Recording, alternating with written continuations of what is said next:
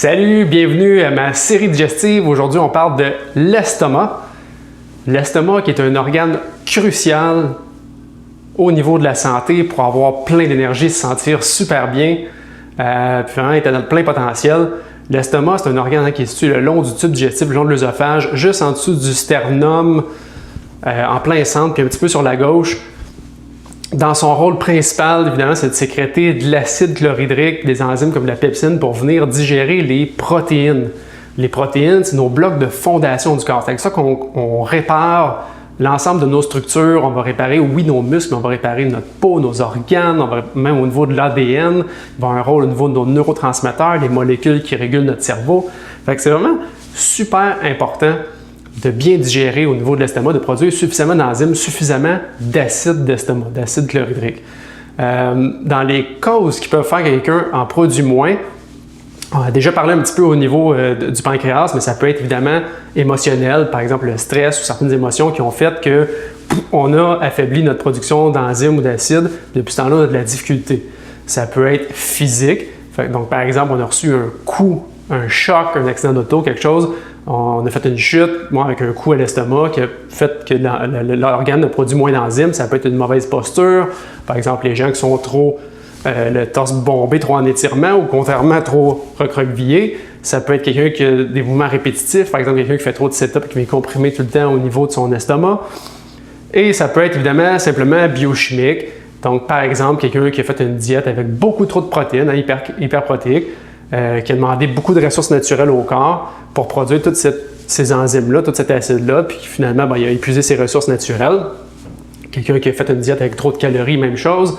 Ça peut être, vraiment biochimique à ce niveau-là. Quelqu'un qui a eu juste des carences, par exemple, au niveau de son zinc, une carence en zinc peut faire ça. Donc, vraiment des choses à considérer.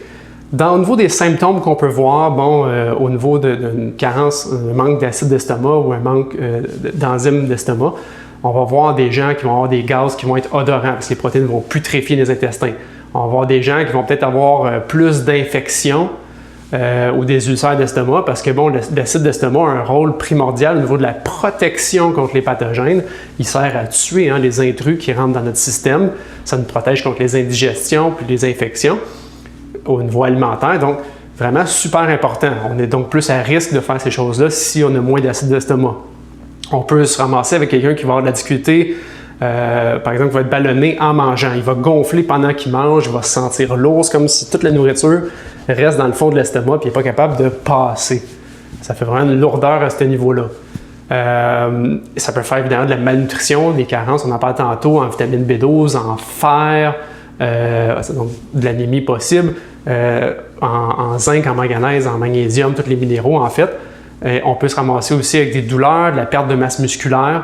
Un des facteurs en fait les plus importants des gens qui perdent la masse musculaire avec l'âge, c'est pas le fait qu'ils s'entraînent moins ou qu'on vieillit, c'est vraiment qu'on digère moins bien nos protéines.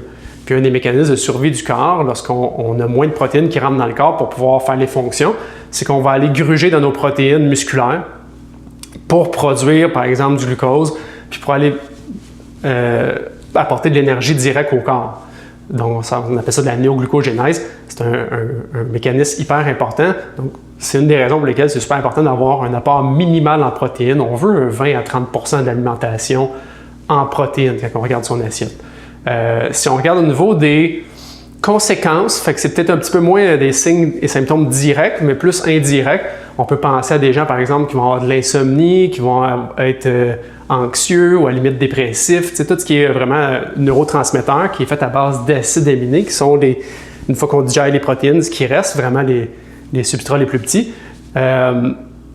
Ces acides aminés-là vont jouer des rôles primordiaux au niveau de nos neurotransmetteurs, ces molécules du cerveau-là, qui vont jouer sur nos systèmes de récompense, qui vont jouer sur l'antidépresseur, sur le bonheur, sur le sommeil.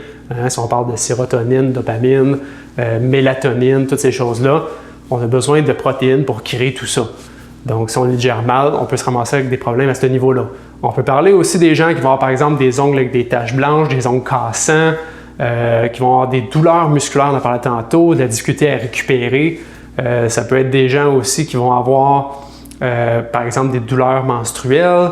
Ça peut être des gens qui vont avoir des pertes de cheveux. Ça peut être des gens qui vont se ramasser avec des intolérances alimentaires ou avec des pathogènes comme on parlait tantôt. Fait que ça, des conséquences indirectes qui peuvent avoir lieu à cause d'une faible production d'acide d'estomac. Qu'est-ce qu'on peut faire pour améliorer tout ça? Il y a certaines choses qu'on peut faire. De un, au niveau alimentaire, on peut rajouter du vinaigre de cidre de pomme avec du jus de citron, environ une cuillère à thé de chaque, à de l'eau tiède, puis boire ça environ 20-30 minutes avant le repas. Ça va aider au niveau de la production des enzymes puis du métabolisme. On peut venir aussi rajouter du cumin, du romarin, du gingembre au repas pour aider avec la production d'enzymes. Après les repas, on peut prendre par exemple une tisane de menthe verte qui va venir aider avec les symptômes. Sinon, ce qui est possible de faire, évidemment, là on rentre plus dans ce qui est supplément. Ça, c'est toujours en parler avec son médecin avant, surtout si c'est une condition médicale. On peut prendre un supplément de zinc pour venir aider avec la production d'acide d'estomac. On peut venir prendre un supplément carrément de bétaïne HCl, fait d'acide hydrochlorique et de pepsine. On peut venir prendre aussi ce qu'on appelle un élixir suédois, qui est un mélange d'herbes amères qui va aider justement avec la production d'enzymes d'estomac et de HCl. C'est tous des suppléments qui peuvent être intéressants, mais qu'il faut en parler avec son professionnel de la santé avant. Il faut savoir que dans les causes moins connues aussi, il peut y avoir par exemple les gens qui ont des problèmes de thyroïde ou les gens qui auraient certaines maladies plus graves comme des cancers d'estomac, tout ça, qui pourraient causer ces symptômes-là aussi. Fait que ça, c'est vraiment important d'en parler avec son professionnel de la santé, son médecin. Fait en espérant que ça t'éclaire, que ça puisse t'aider, bonne chance avec ça, puis on se voit pour une prochaine capsule digestive.